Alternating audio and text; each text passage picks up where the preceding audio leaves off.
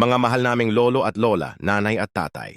May magandang balita po kaming hatid sa inyo ngayon. Opisyal nang inilabas ang schedule ng Universal Social Pension para sa Hulyo 2 at 25 po tama ang narinig ninyo. Sa wakas, isa na namang tulong pinansyal mula sa gobyerno ang darating para sa mga nakatatanda at siguradong malaking ginhawa. Ito lalo na ayong panahon na halos lahat ay mahal. Alam nyo ba aabot na sa $2 kada buwan ng pensyon na ito?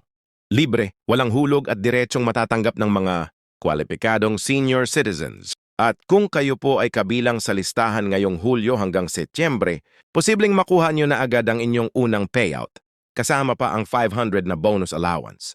Pero teka, hindi lang yan ang dapat ninyong abangan. Ipapakita rin namin sa video na ito kung paano nyo malalaman kung kayo'y kasama sa listahan, saan at kailan. Pwedeng kunin ang pensyon at anong mga dokumento ang kailangang ihanda para siguradong hindi kayo mahuhuli o maubusan sa pila. Kung kayo po ay may edad 6 na po, pataas at hindi pa nakatatanggap ng ibang pensyon mula sa RIA-CIS, malaki ang tiyansa na kayo ay kwalipikado sa programang ito. At ang mas maganda pa, kung hindi pa kayo kasali, may paraan para makahabol at makapagpa-assess agad sa inyong barangay o ESV office. Kaya't huwag na huwag niyong palalampasin ang bawat segundo ng video na ito.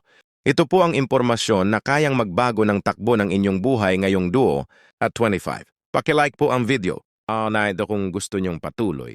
Kaming maghatid ng mga makabuluhang updates para sa ating mga mahal na seniors. I-share nyo na rin sa mga kapwa nyong lolo't lola. Baka sila na ang susunod na makakatanggap ng ayuda. Tara na, panoorin natin ang buo. Opo, simulan na po natin ang buong katawan ng script. Dire-diretsong kwento at talakayan. Tungkol sa Universal Social Pension na ilalabas na yung Hulyo 2 at 25. Heto na ang buong 20 panandang pandagdag na salitang kwento na siguradong kapupulutan nyo ng impormasyon, gabay at inspirasyon. Ngayong taon ramdam talaga ng ating mga nakatatanda ang pangangailangan sa dagdag na suporta lalo na't patuloy ang pagtaas ng presyo ng mga bilihin, gamot at serbisyo.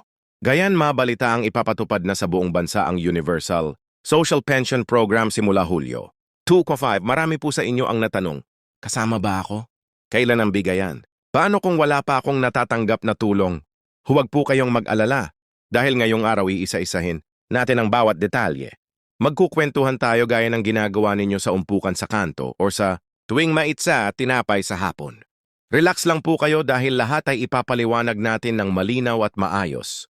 Unang-una sa lahat, ito pong Universal Social Pension ay isang hakbang ng gobyerno para matiyak na walang senior citizen sa bansa ang maiiwan sa laylayan.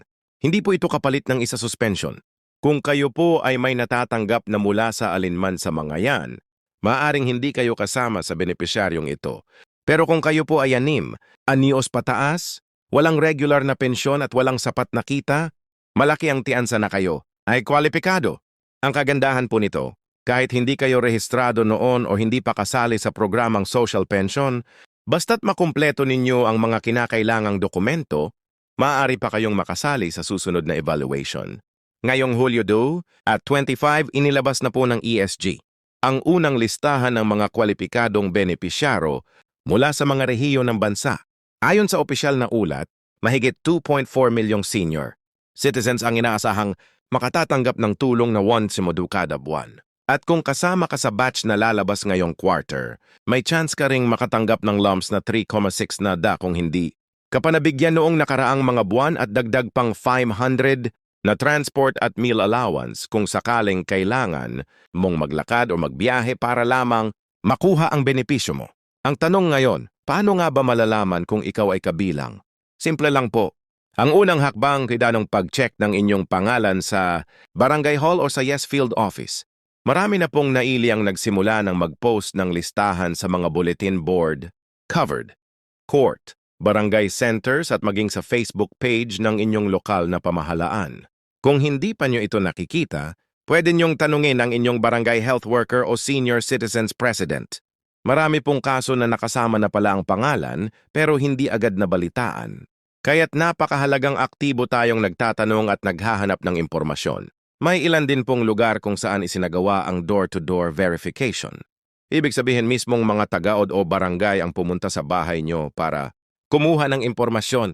Kung kayo po ay nabisita at na-interview nitong mga nakaraang buwan, Malaking senyales po iyon na kasali na kayo sa unang batch. Pero kung wala pa, huwag kayong mawawalan ng pag-asa. May mga susunod pang batch sa Setyembre, Oktubre at Disyembre 2 at 25.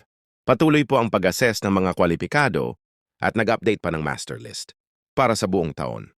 Ngayon, pag-usapan natin ang isa sa mga pinakaimportanteng bahagi, saan at paano ito kukunin. Para po sa mga lungsod at bayan na may digital payout system, tulad ng SAGCash, Land Bank Card o Visit L, direkta na pong ipapasok ang pera sa inyong account. Pero kung wala po kayong Leo e-wallet, huwag po kayong mag-alala dahil mayroon pa rin pong physical payout na gaganapin sa mga itinalagang payaw venues gaya ng gymnasium, barangay hall o city social welfare office. May mga senior na nagsabing dati raw mahaba ang pila. Pero ngayon ay mas organisado na dahil binabase na sa schedule per purok o cluster ng beneficiaries para hindi siksikan. Magdala lamang po kayo ng valid Y gaya ng senior citizen Y kahit barangay certificate, kopya ng inyong application form kung meron. At ang pinakahuli pakiusap po, sumunod tayo sa petsang nakatalaga sa inyo para hindi po magkaroon ng abala o kaguluhan. Para sa mga senior na hirap ng bumiyahe, Obedrid may home service payout din pong isinasagawa. Kinakailangan lamang na ipagbigay alam sa barangay ang inyong kondisyon upang maisama kayo sa listahan ng mga senior na padadalhan ng field officer. Hindi rin po ito instant pero sigurado pong dadating basta maiproseso ng tama ang inyong request. Marami rin pong nagtatanong paano kung hindi pa ako nakapagpasa ng mga requirements. Maaari pa ba akong makahabol? Ang sagot po ay pero mahalagang mapabilis ninyo ang inyong application para po makasali sa susunod na cycle. Kailangang isumiti ang inyong senior citizen data form, birth certificate o barangay certification ng edad at proof of indigency kung meron. Hindi na po kailangan ng ESEA o CIS clearance basta't malinaw na hindi kayo nakatatanggap ng ibang pensyon. At kung kayo po ay may anak na bali o may kaunting negosyo, ipapaliwanag lamang po ng maayos sa YASGAR ang inyong sitwasyon. Hindi po ito automatic disqualification. Nasa proseso pa rin ng evaluation kung gaano kalaki ang tinutulong sa inyo ng inyong pamilya at kung may kakayahan pa kayong maghanap buhay. Minsan po may mga senior na nag-aalangan mag-apply dahil iniisip nilang baka meron pang mas nangangailangan kaysa sa akin. Pero tandaan po ninyo, ang programa pong ito ay ginawa para sa lahat ng senior na walang regular na pensyon. Hindi po ito limos. Karapatan niyo po ito bilang mamamayan ng Pilipinas. Kaya kung kayo ay kwalipikado, huwag po kayong mahihiyang mag-apply. Ang bawat sentimong matatanggap ninyo ay galing sa buwis na ibinabayad ng mga mamamayan at bahagi ito ng serbisyo ng pamahalaan. Sa mga ngayon, patuloy pong pinaghahandaan ng gobyerno ang pagpapalawak ng Universal Social Pension. Target nila na pagdating ng taong 2028. Lahat ng senior citizen sa bansa, pension man o hindi ay makatatanggap ng buwan ng tulong pinansyal mula sa Estado. Pero habang hindi pa naaabot ang target na ito, mas mainam na samantalahin natin ang pagkakataong ito at maging aktibo sa proseso. Kung may alam po kayong senior na hindi pa aware dito, tulungan po natin silang makakuha ng tamang impormasyon. Isang kwento nga po mula sa Batangas ang talagang nakaantig sa amin. Isang 67 anyos na lola na may iniindang rayuma na halos 3 taon nang hindi nakatatanggap ng tulong kahit qualified, na qualified. Nang malaman niya ang tungkol sa universal pension mula sa kapitbahay, pinilit niyang sumama sa barangay hall kahit nahirap sa paglakad. At noong buwan ng Marso sa wakas, natanggap niya ang unang payaw niya 3,6 na lump sum. Halos maiyak siya habang sinasabi niyang makakabili na siya ng maintenance medicine at bigas ng hindi naasa pa sa anak niyang nasa Maynila. Sabi niya, parang may ngiti na uli ang buwan ko.